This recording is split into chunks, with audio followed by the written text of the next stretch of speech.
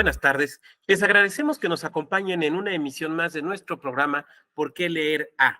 En esta ocasión dedicado a uno de los grandes juristas mexicanos, me refiero a Emilio Rabasa Estebanel. Y para abordarlo nos acompaña el día de hoy la doctora Magdalena Vila, que es consejera del Instituto Electoral y de Participación Ciudadana de Chiapas. Doctora, muchas gracias por acompañarnos. Hola, muy buenas tardes. Muchas gracias por la invitación y que con mucho gusto estamos aquí para hablar del gran Emilio Rabasa Estebanel. Pues que nos acompañes, máxime que tú, bueno, aparte de doctora en Derecho, eres del estado de Chiapas, ¿no? Del estado justamente de don Emilio, quien nace justamente en tu estado en 1856, muere en la Ciudad de México en 1930, es abogado por el Instituto de Artes del estado de Oaxaca, fue gobernador de Chiapas, fue senador de la República, procurador también, miembro de la Academia Mexicana de la Lengua, un hombre que bajo el seudónimo Sancho Polo, además publicó novelas como La Gran Ciencia, La Bola, El Cuarto Poder, aunque también digamos que muy reconocido sobre todo en su faceta jurista, ¿no? Con textos que son clásicos, como el artículo 14, La Constitución y la Dictadura, que debo decir es uno de mis libros favoritos, El Juicio Constitucional, Apuntes de Clase, de 1929, un espléndido apunte de sus clases en su penúltimo año antes de morir en la Escuela Libre de Derecho. Magda, ¿por dónde empezar a hablar de don Emilio?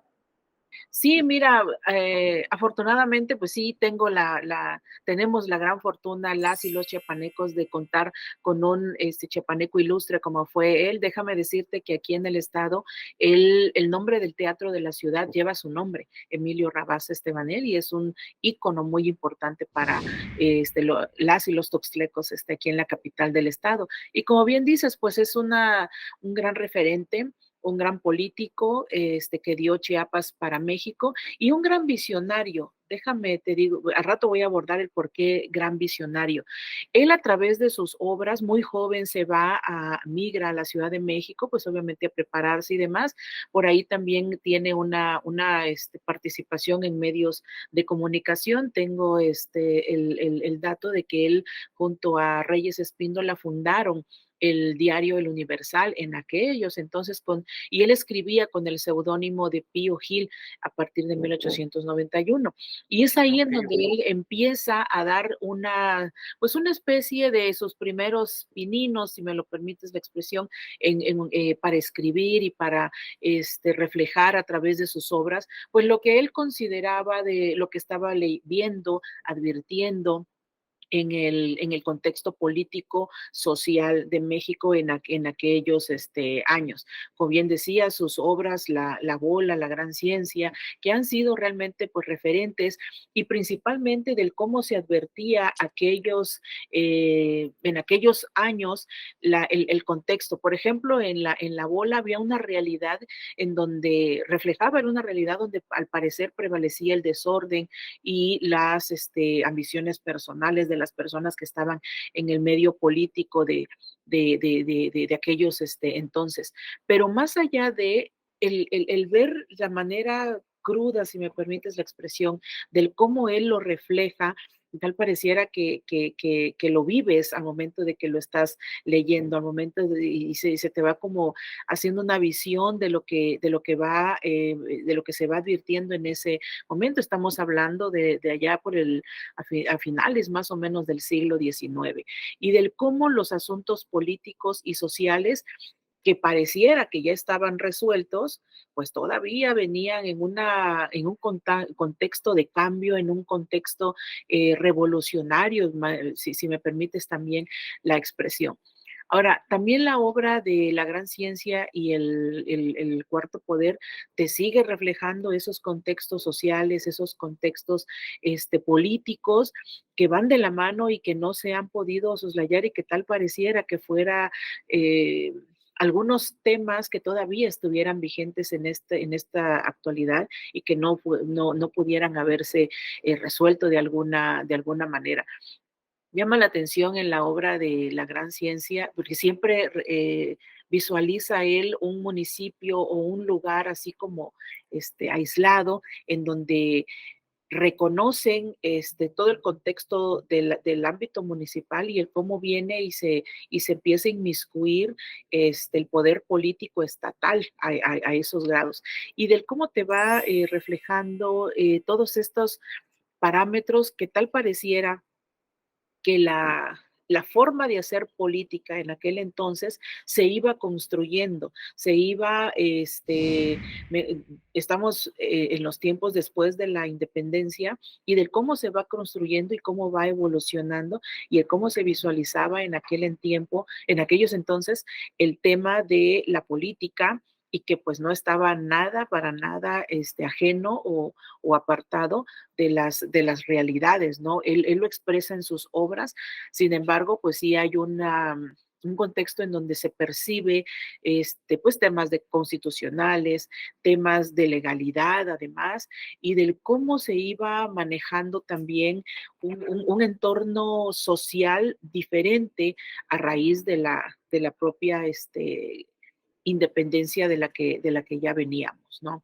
Ahora, también la novela del cuarto poder nos habla de ciertos barrios marginados en la Ciudad de México, pero también te refleja la realidad de lugares como olvidados y del cómo se va en un momento dado inmiscuyendo el tema religioso, inmiscuyendo cuestiones pues civiles, militares, el estadio político y cómo va ganando terreno cada vez más el tema religioso en México y en su contexto general hacia lo político. Sí, tan es así que más adelante él hace otra obra donde habla sobre la Guerra de los 3 años y las leyes de reforma y el cómo se va entrelazando bastante estas circunstancias, ¿no?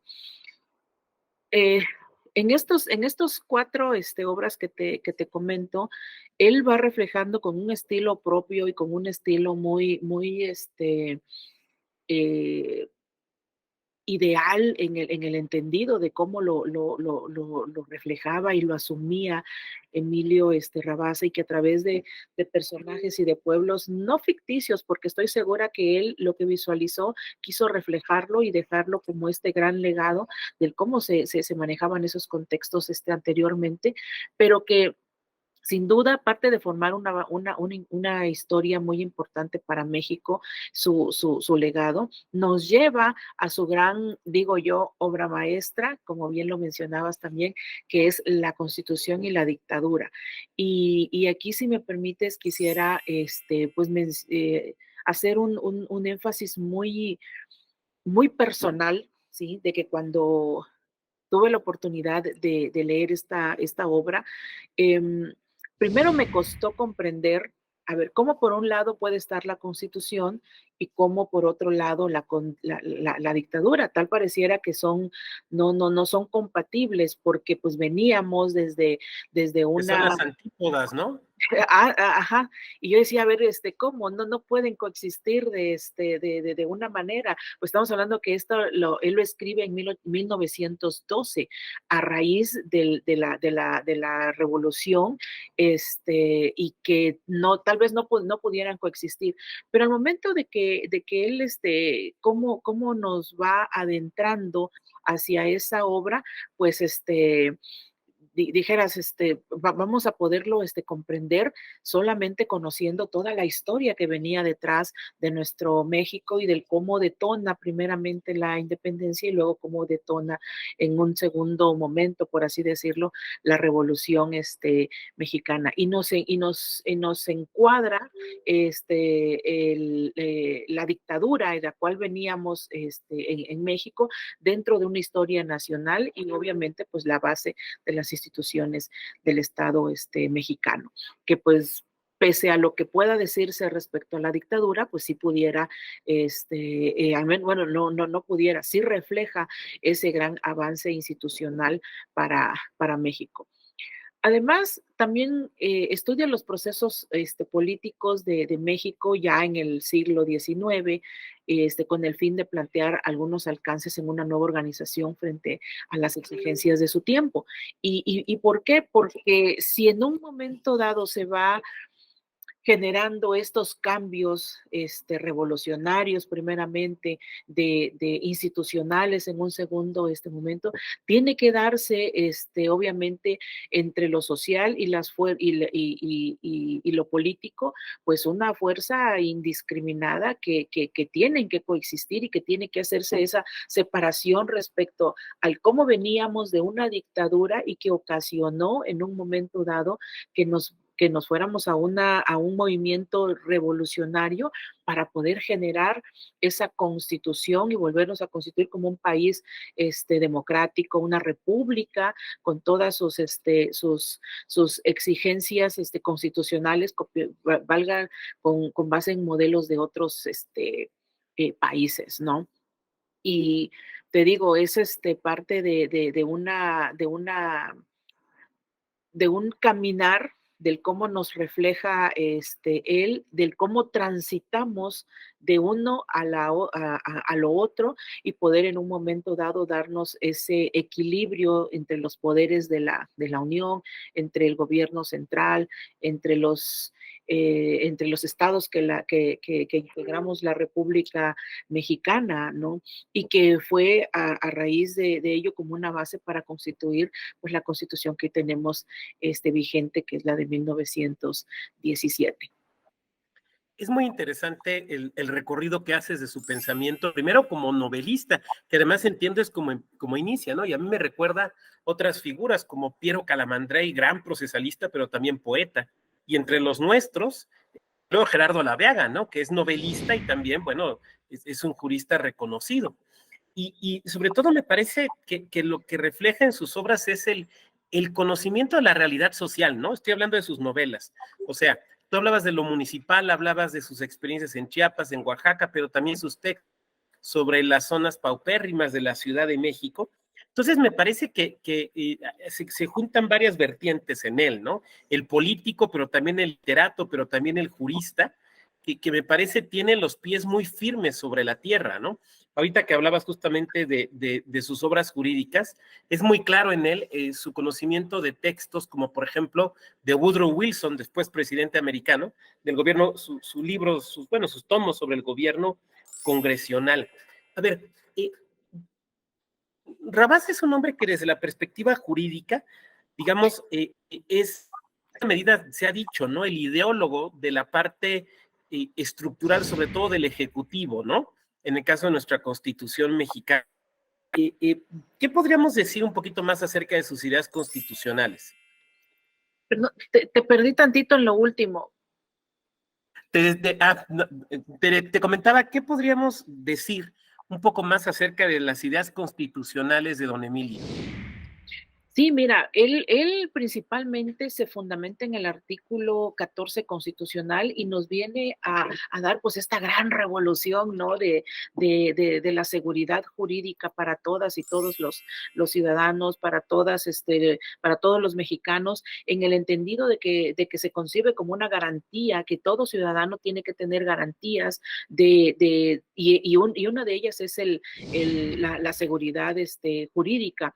Recordarás el discurso que se hace en torno al manuscrito original que él realiza del artículo 14 constitucional, en donde viene él haciendo un estudio constitucional, no como lo concebimos hoy en día, con los criterios de interpretación y demás, pero sienta las bases de los temas constitucionales del cómo se conciben para que la ciudadanía de aquel entonces pudiera tener esa seguridad de que no pudieran ser molestados en su patrimonio, en su persona, sin un juicio previo por autoridad competente, como lo concebimos hoy en día. Fueron como los precursores y me atrevería a pensar, en algún momento leí a alguien, no recuerdo ahorita quién fue la persona que leía, que citaba a Emilio Rabasa y que lo equiparaban tipo a los precursores también en temas de amparo,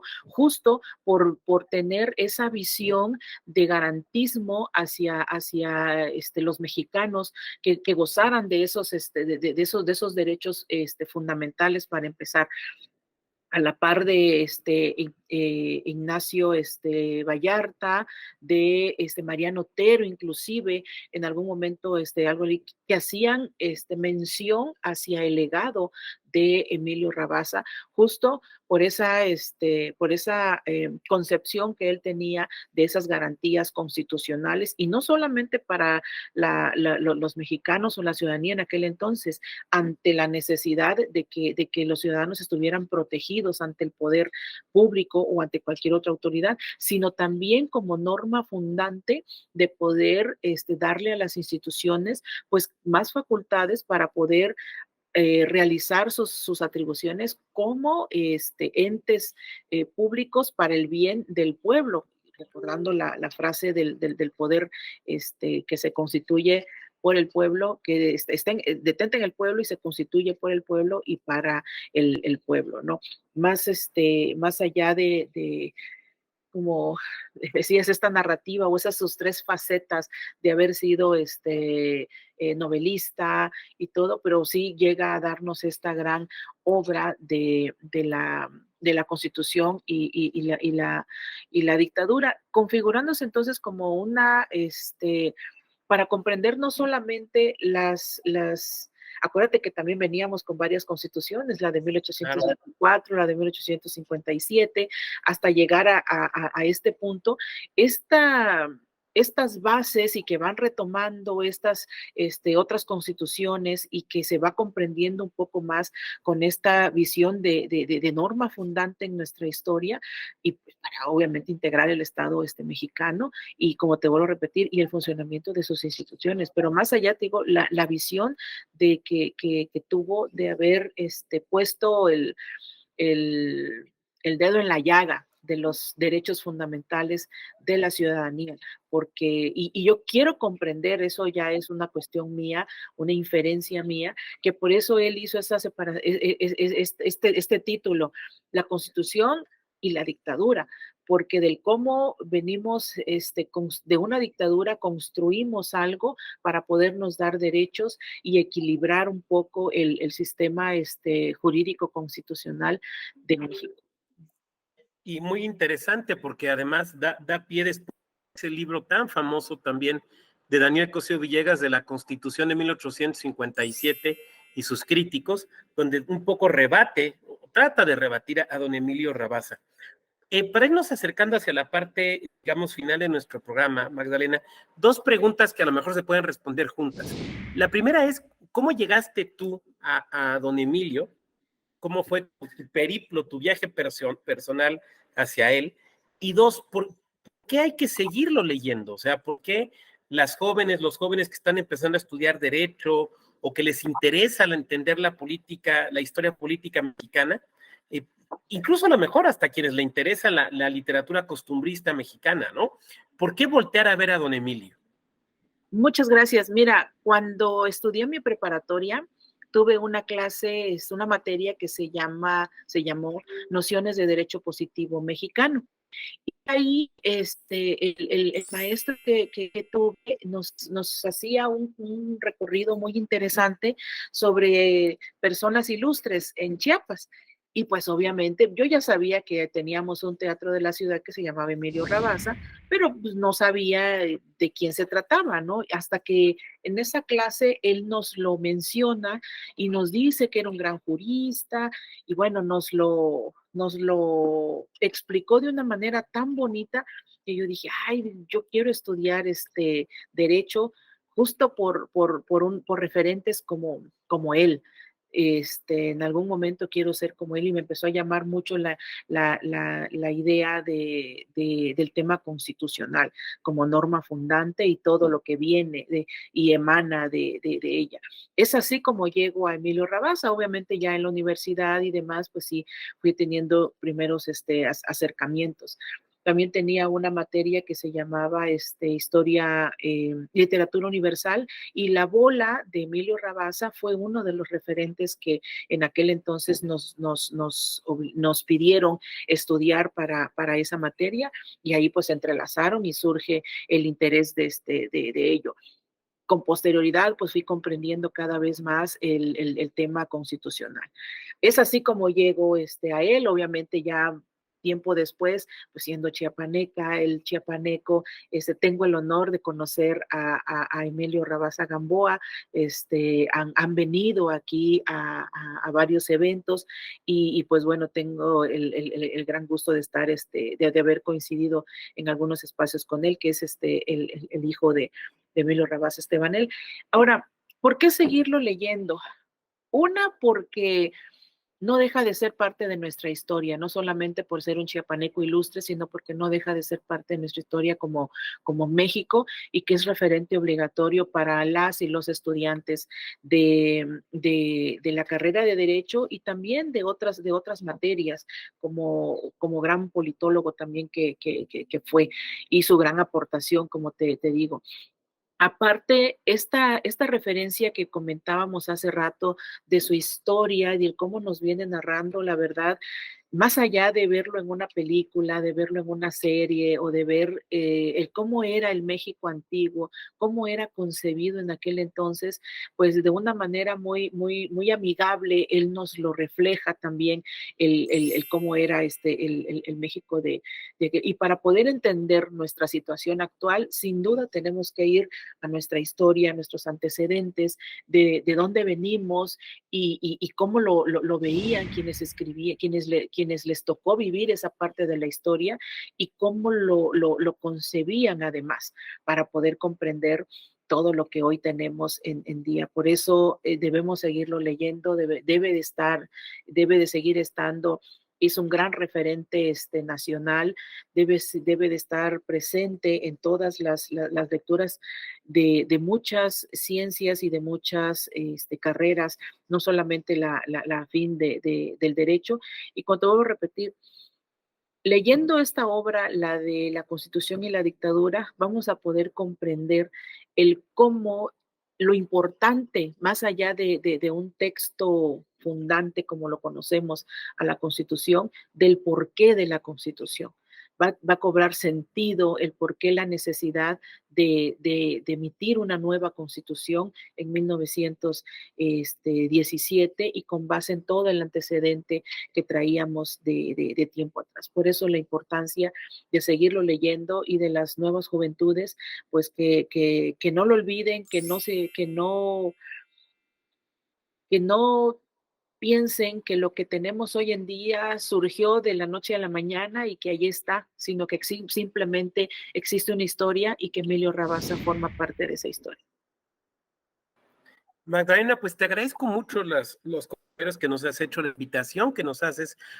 Muy interesante conocer tanto la obra literaria como la obra jurídico-política de don Emilio, que pues me parece que es un jurista absolutamente indispensable, ¿no? Nos gusta el derecho constitucional, además una pluma muy notable, un estilo muy elegante, que el día de hoy desde luego no se puede imitar, pues, pero que se disfruta y que entra en la claridad. Y eso me parece que, digo, hablando ahora ya como escritor, pues es algo a lo que uno siempre aspira. Pues te agradezco mucho, a mí, en nombre de la Sala Superior del Tribunal Electoral, del Poder Judicial de la Federación, desde luego, de la Escuela Judicial Electoral que nos hayas acompañado en esta emisión, y a nuestro público que nos hayan acompañado en esta emisión, un programa más de Por qué leerá, que en esta ocasión estuvo dirigido a la vida y obra de don Emilio Rabasa. Muchas gracias. Gracias a ti, mi querido amigo. Estoy a tus órdenes. Gracias a todo el auditorio. Muchas gracias y muy buena tarde a todas y a todos.